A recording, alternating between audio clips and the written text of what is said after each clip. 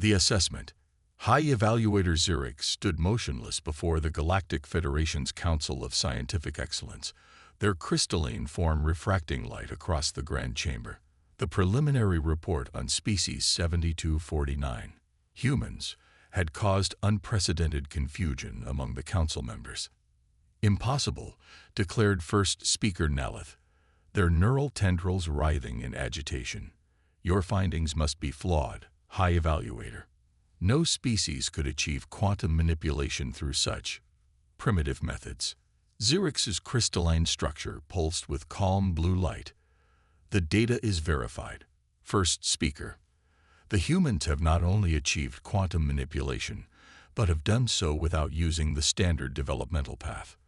They appear to have stumbled upon it through a process they call experimental physics. A wave of dismayed murmurs swept through the chamber. The standard developmental path had been established millennia ago. The natural progression of civilizations from theoretical understanding to practical application. Every known species had followed it, their minds naturally growing to comprehend the universe's fundamental laws before attempting to manipulate them. But their computational systems, protested another council member, they're still using silicon-based technology. Correct, Zurich responded, projecting a hologram of Earth's most advanced computer facility. Yet they've achieved quantum coherence rates that match our best systems. They did it through thousands of failed attempts, physical trials, and what they call engineering optimization. The council chamber erupted in chaos. The very idea of achieving advanced technology through trial and error was anathema to their worldview. The Federation had long ago determined that pure theoretical understanding was the only path to technological advancement. Physical experimentation was seen as a mark of primitive species, those too underdeveloped to grasp the mathematical perfection of the universe. There's more, Zurich continued, their crystalline form shifting to deep purple, the color of concern. They've developed applications of technology that our theories suggested were impossible. They've created artificial intelligence systems that operate on principles our most advanced models can't explain. They've manipulated gravity in ways that violate our established laws of physics. First speaker Naleth rose from their position. How? How could they achieve this without the proper theoretical framework? Zurich paused, as if struggling to comprehend the words they were about to speak. They try things to see if they work. They build devices without fully understanding the theoretical implications. They make mistakes, learn from them, and improve their designs through iteration. Barbaric, someone whispered from the council seats. Perhaps, Zurich acknowledged, but effective. Their space program alone demonstrates this. While we spent centuries perfecting our understanding of gravitational mathematics before attempting spaceflight, they simply built bigger and more powerful rockets until they worked. They reached their moon before they fully understood the quantum principles involved in rocket propulsion. The first speaker's neural tendrils had gone completely still, a sign of deep distress, and their military capabilities. Surely such a haphazard approach to technology development would leave them vulnerable. Zurich's crystalline form flickered to a deep red. That is perhaps the most concerning aspect. First speaker. Their military technology, while crude by our aesthetic standards, is remarkably effective. They've developed weapons systems that operate on principles we hadn't even considered possible. Their approach to warfare is unpredictable. Unpredictable.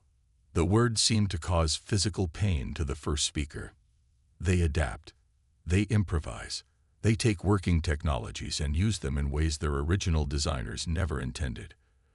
Our simulations cannot accurately predict their military strategies because they don't follow any logical pattern we can discern. A heavy silence fell over the chamber. The implications were staggering. For millennia, the Federation had believed that technological advancement could only come through perfect theoretical understanding. Their entire civilization was built on this principle. Yet here was a species that had achieved comparable results through what they considered crude, primitive methods. Your recommendation, High Evaluator. The first speaker's voice was barely a whisper. Zirix's form shifted through a rainbow of colors before settling on a bright white, the color of certainty. We must reevaluate our fundamental assumptions about technological development. The humans have demonstrated that there is more than one path to advancement. More importantly, they paused, their crystalline structure pulsing with intensity. We must ensure that this information is carefully controlled. If word spreads that a primitive species has achieved such results, it could destabilize the entire Federation's technological hierarchy. Agreed, the first speaker declared. This assessment is now classified at the highest level. We will need time to process these implications. As the council chamber emptied, Zirix remained, their crystalline form flickering with an emotion they had never experienced before: doubt. The humans had achieved in centuries what had taken the Federation millennia, and they had done it in ways that defied all logical explanation. Perhaps, Zirix reflected, it was time to reconsider what primitive really meant. In their private quarters later, Zirix reviewed the classified human historical records. They found themselves particularly drawn to a quote from a human named Thomas Edison. "I have not failed. I just found 10,000 ways that won't work." For the first time in their long existence, Zirix wondered if perhaps the humans' primitive methods weren't primitive at all, but rather a different kind of sophistication, one that the Federation, in all its theoretical perfection, had never been able to imagine. Hidden strengths. Dr. Sarah Martinez stood in her lab at the International Technology Exchange Center, watching as her crystalline visitor attempted to process what they'd just witnessed. The alien, who had introduced themselves as Junior Evaluator Crix, was displaying a chaotic swirl of colors that Sarah had learned to interpret as extreme confusion. "You deliberately caused the quantum matrix to fail." Crix's translator struggled to convey their bewilderment. Sarah nodded, adjusting her safety goggles. "Of course. How else would we understand its breaking points? We need to know not just how things work, but how they fail." "But the theoretical models," Crix began. "Theory is great," Sarah interrupted, pulling up a holographic display of the failed experiment's data. "But reality doesn't always match our equations. Sometimes you have to break things to understand them." The lab around them was a testament to this philosophy. Unlike the pristine, mathematically perfect laboratories of the Federation, Sarah's workspace was cluttered with half-finished prototypes, failed experiments, and improvised testing equipment. To Crix, it looked like chaos. To Sarah, it was the natural environment for innovation. "Watch this," she said, initiating another test sequence. The quantum matrix hummed to life, its containment field glowing with an ethereal blue light. "We're going to push it to 150% of theoretical maximum capacity." Crix's crystalline form shifted to a pale yellow. "That's impossible. The theoretical limit is absolute. You'll cause a catastrophic failure." Sarah grinned. "That's the point." 3, 2, 1. The matrix flared brilliantly, its energy readings spiking far beyond what Federation science claimed was possible. Instead of failing catastrophically, it stabilized at a new equilibrium state, operating at efficiency levels that shouldn't have been achievable. "Impossible," Crix whispered, their form now cycling through colors so rapidly it was almost painful to watch. "Impossible is just another word for hasn't been done yet," Sarah replied, making notes on her tablet. "We found that if you stress the matrix in exactly the right way, it actually forms new quantum channels. Your theories didn't predict that because you never tried to break one." Crix moved closer to the matrix, their sensory apparatus extending to analyze the phenomenon. "But how did you know it wouldn't simply explode?" "We didn't," Sarah admitted. "The first 12 attempts did explode. Rather spectacularly, actually. That's why we built this reinforced testing chamber. But each failure taught us something new." The concept of learning from failure was still foreign to Crix. In Federation society, failure was seen as a sign that one's theoretical understanding was incomplete. The idea of deliberately causing failures to gain practical knowledge was Revolutionary.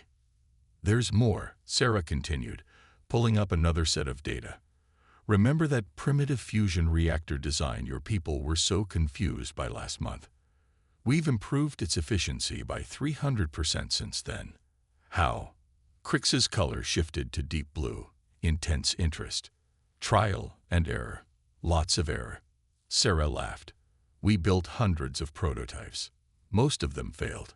But each failure showed us something new about plasma containment that your theoretical models missed. As Sarah explained their process, Crix began to understand something that would have been heretical in Federation space.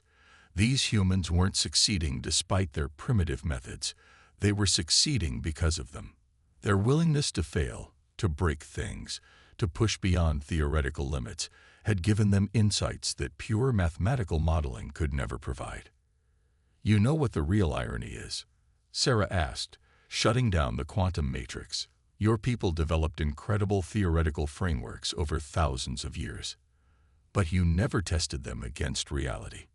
You never tried to break them. So you never discovered their hidden flaws or their hidden potential. Crix absorbed this in silence, their crystalline form settling into a deep purple shade that Sarah hadn't seen before. This will change everything, they finally said. That's what we're hoping, Sarah replied. Your theories combined with our practical experience. Imagine what we could achieve together. But as Crix processed this possibility, their communication crystal pulsed with an urgent message from the Federation Council. The humans' latest technological breakthrough had not gone unnoticed, and the Federation's response would test both species in ways neither could have predicted. Crix's form briefly flashed a warning red before they composed themselves. Dr. Martinez, I fear our time for peaceful exchange may be running out. There are those in the Federation who see your methods not as an opportunity, but as a threat. Sarah's expression hardened. Let me guess, they're worried we'll break something important. No, Crix replied, their color shifting to a somber gray. They're worried you'll fix something they spent millennia convincing themselves couldn't be fixed. As if to punctuate Crix's warning, the quantum matrix behind them pulsed with energy, operating at levels that Federation science had deemed impossible. It stood as a silent testament to the power of human persistence, and a challenge to everything the Federation thought they knew about the nature of progress. The challenge. The emergency meeting of the Federation Council was interrupted by an alert that no theoretical model had predicted. A Class X quantum anomaly was rapidly expanding at the edge of Federation space. High Evaluator Xyrix's crystalline form pulsed with alarm as the data streamed in. Impossible. First Speaker Naleth declared, neural tendrils writhing. Our models indicate such an anomaly cannot naturally occur. The models also said humans couldn't achieve quantum coherence with silicon chips. Xyrix responded dryly. Yet here we are. The holographic display showed the anomaly growing, consuming everything in its path.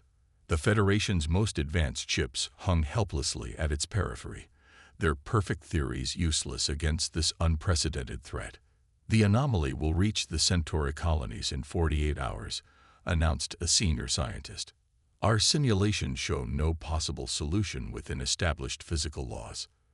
Then perhaps, Xyrix suggested, their form shifting to the controversial orange of radical proposal, we should consult those who specialize in doing the impossible. The council chamber erupted in protest, but First Speaker Naleth raised their neural tendrils for silence. You propose we ask the humans for help, with our most advanced technology failing. I propose we survive, Xyrix replied simply. Dr. Sarah Martinez stared at the quantum anomaly data, her expression shifting from concern to intrigue. Behind her, 3 Federation scientists and junior evaluator Crix waited with barely contained anxiety. You're right, she finally said. This shouldn't be possible according to standard physics. But then again, neither should half the things in my lab. She turned to face them. What do your theories say about it? All models indicate the anomaly cannot exist, one scientist replied, their crystalline form pulsing with frustration. Therefore, we cannot formulate a solution. Sarah laughed. though there was no humor in it. Welcome to reality, where the impossible happens anyway. Crix, remember what I said about breaking things to understand them? Crix's form brightened. You intend to experiment on the anomaly. Better. Sarah grinned. We're going to poke it with a stick and see what happens. The Federation scientists recoiled in horror, but Sarah was already moving, pulling up schematics on her holographic display. Look, your theories say this thing can't exist, right? But it does. That means something in the universe isn't playing by your rules. The only way to figure out what's really going on is to interact with it directly. That's madness, one scientist protested. The risk is better than certain destruction. Sarah cut in. Your perfect theories aren't solving this. Time to try our primitive methods. Within hours, the lab was transformed. Federation scientists watched in a mixture of horror and fascination as human engineers cobbled together what they called a quantum probe from spare parts and experimental technology. It violated dozens of Federation design principles and ignored centuries of theoretical constraints. This is how we do things on Earth, Sarah explained as she calibrated the makeshift device. We try something, it blows up in our faces, we learn why, and we try again. Right now, we don't have time for perfect theoretical models. We need data, and we need it fast. Crix, who had been observing silently, suddenly pulsed with revelation. The anomaly. It's like your quantum matrix experiments. You're going to deliberately probe its failure points. Exactly. Sarah beamed. See, you're starting to think like a human.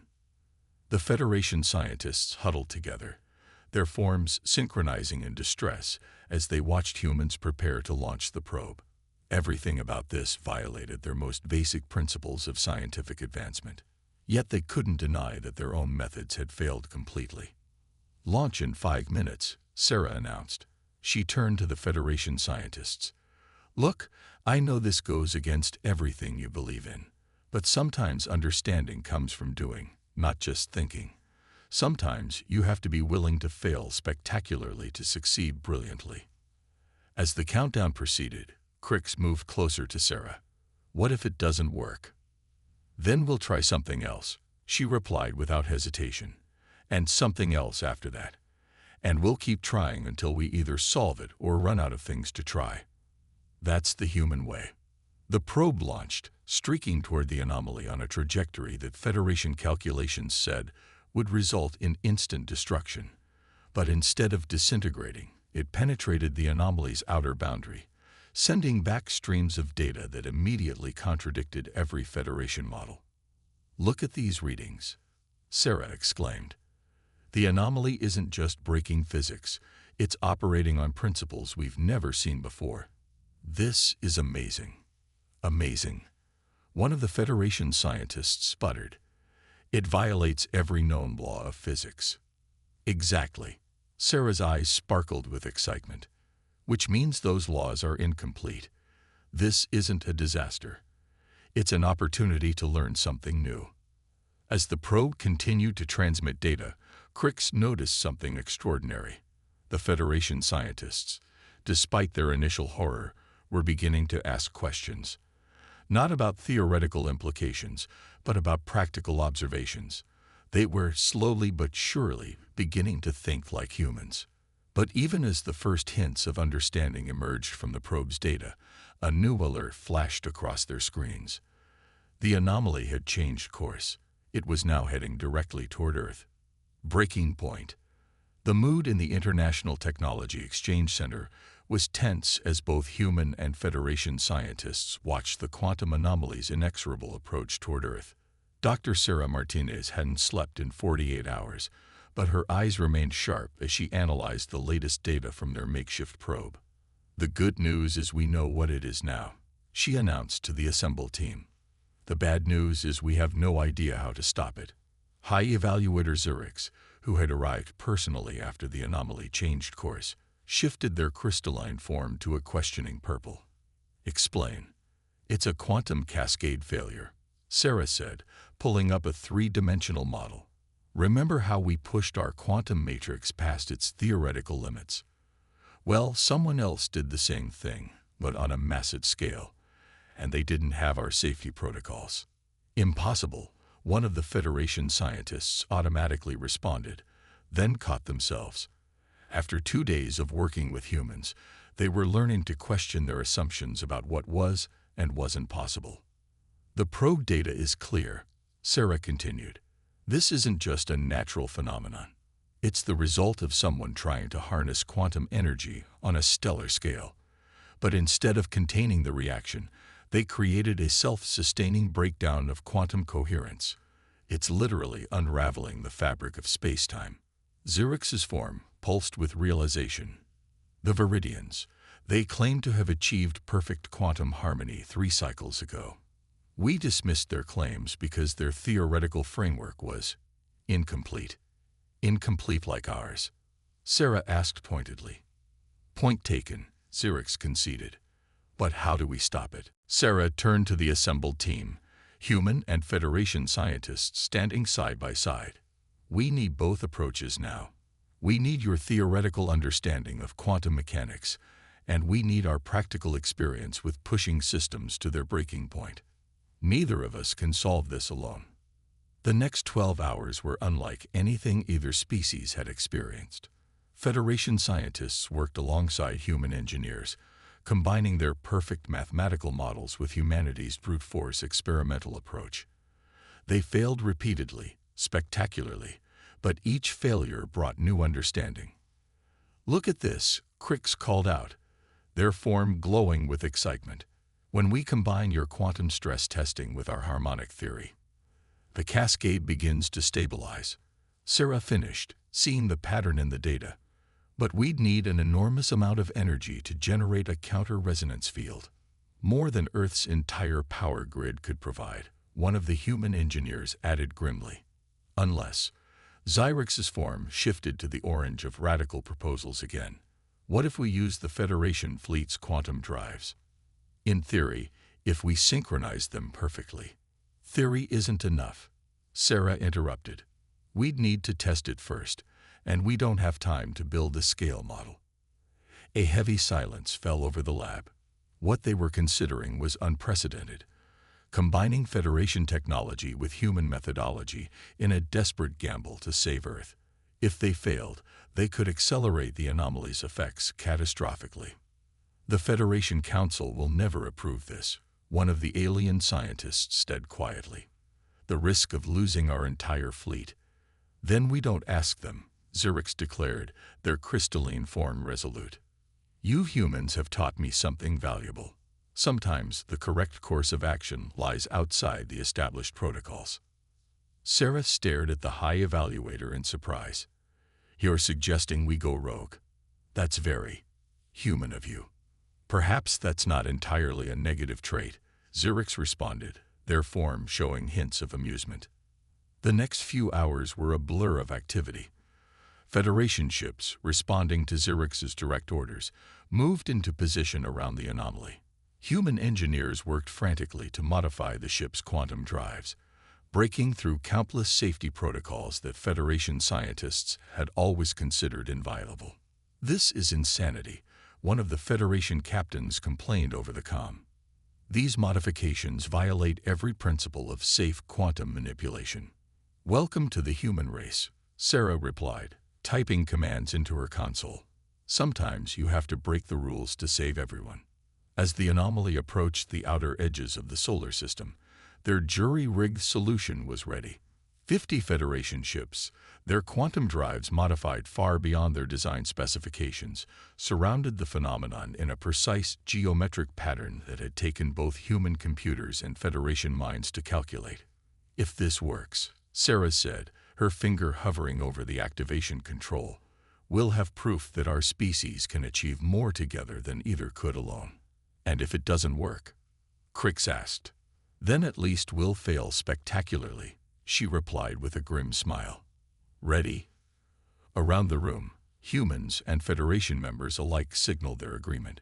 In that moment, the distinction between primitive and advanced seemed meaningless. They were simply two species trying to survive together.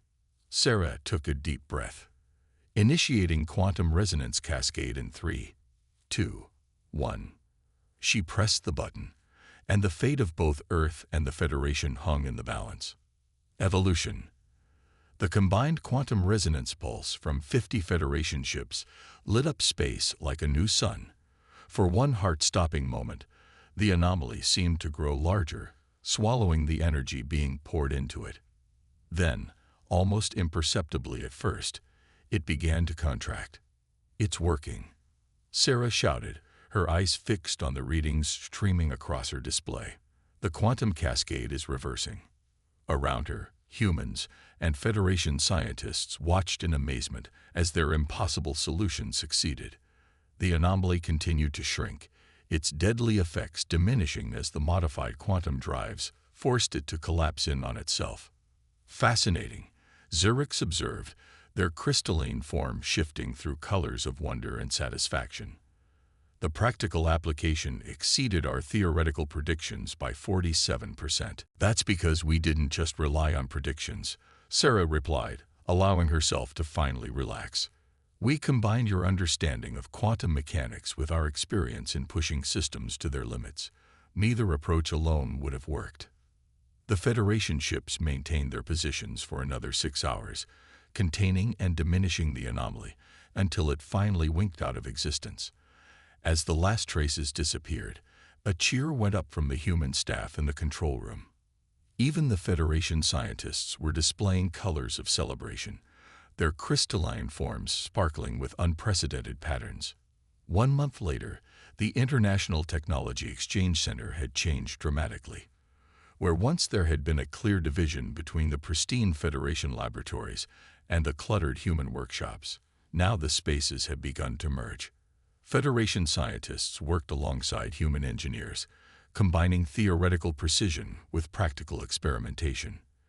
"The Council is still in shock," Zurich told Sarah as they walked through the facility. "The success of our joint operation has forced them to reconsider many long-held beliefs." "And how are they handling that?" Sarah asked, pausing to watch a young human physicist excitedly explaining the concept of controlled failure testing to a group of fascinated Federation apprentices. "With difficulty," Zurich admitted, their form showing traces of amusement. "But the results are impossible to ignore. The combination of our theoretical framework with your experimental methods has already led to breakthroughs that neither of our species could have achieved alone." They stopped at Sarah's lab, where the quantum matrix that had started it all still hummed quietly. Crix was there, working with a team of human and Federation scientists on what they called pragmatic theoretical advancement, a new methodology that combined both species approaches. "We were wrong, you know," Zurich said quietly. "We thought we were advanced because we had perfect theories. But true advancement comes from the willingness to test those theories, to fail, to learn, and to try again." Sarah smiled. "And we were wrong too, in our way. We sometimes pushed forward without fully understanding the principles behind our successes. Your theoretical frameworks have helped us understand why our crazy ideas sometimes work." Around them, the lab buzzed with activity. Human ingenuity and Federation precision worked in harmony, creating technologies that neither species had dreamed possible just months ago. The quantum anomaly had nearly destroyed them, but in facing that threat together, they had discovered something far more valuable than either pure theory or pure experimentation. "You know what the best part is?" Sarah said, watching a Federation scientist tentatively poking at a failed experiment with obvious curiosity. "We're not just combining our technologies. We're combining our ways of thinking. Your people are learning to embrace uncertainty and experimentation, and your people are learning the value of theoretical foundation." Zurich's finished. "We are evolving together." The high evaluator's form shifted to a new color, one that Sarah had never seen before. "What does that color mean?" she asked. "We don't have a word for it in our language," Zurich replied. "The closest translation would be the joy of discovering one was wonderfully wrong. It's a new emotion for us.